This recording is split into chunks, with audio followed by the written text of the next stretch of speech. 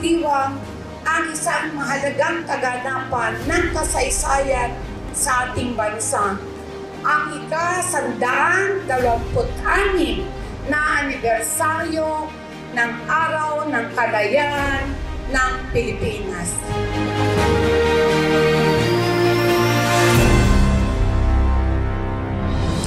Habang tayo ay nagkakaisa sa diwa ng pagdiriwang na ito, ating gunitahin ang ating nakaraan, yakapin ang kasalukuyan at maghangad ng mas maliwanag na hinaharap ang kalayaan.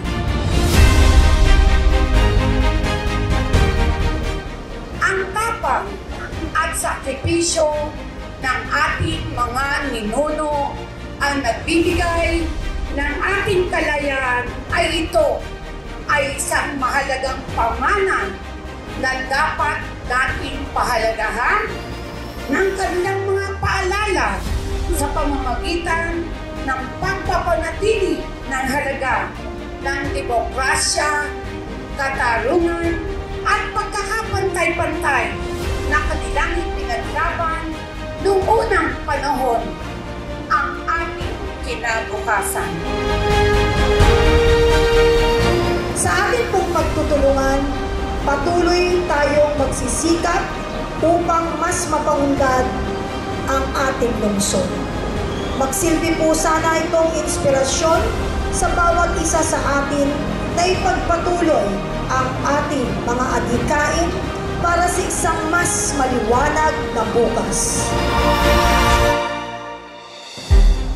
Ang ating kalayaan ay hindi lamang pag-alaala sa nakaraan, kundi ito isang pangako rin ang hinaharap. Tungkulin nating bumuo ng isang bansa na ipagmamalaki ng mga susunod na henerasyon. Ito ay nangangahulugan ng pagsusubikap para sa pag-unlad, inobasyon at pangmatagalang kaunlaran.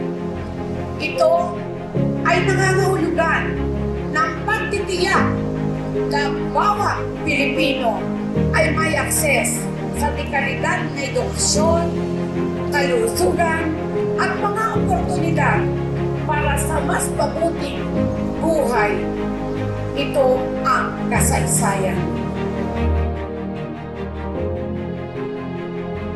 Ang inyong pong dedikasyon at serbisyo ay nagpapalakas at nagpapatatag sa ating pong pamayanan. Kayo ang tunay na bayani ng ating panahon.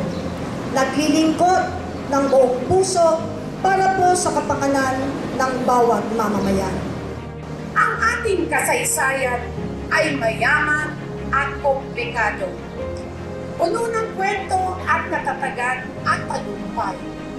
Sa pag-unawa sa ating nakaraan, nakakamit natin ang lakas at karunungan upang harapin ang mga hamon ng kasalukuyan at hinaharap.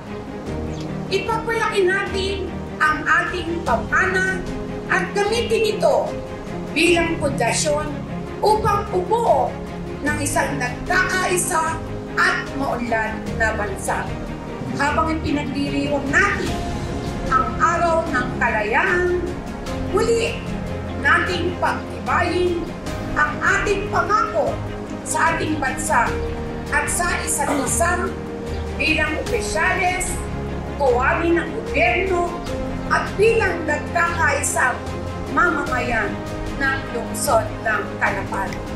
Magtulungan tayong lahat, lagpasan ang mga pagkakaiba at palaganatin ang diwa ng pagsasama-sama at kooperasyon.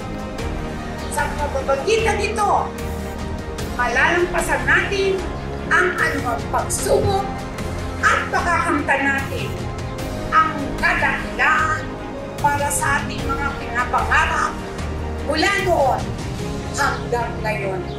Sama-sama po tayong itaguyod ang ating kalayaan at ang mga aral ng ating kasaysayan bilang gabay sa pag-abot ng ating mga pangarap kasama ang ating punong lungsod na magpapatibay ng lahat ng ating mga pinapangarap. Naway patuloy tayong magsilbing inspirasyon ng pagkamakabayan at pagmamahal sa ating bansa.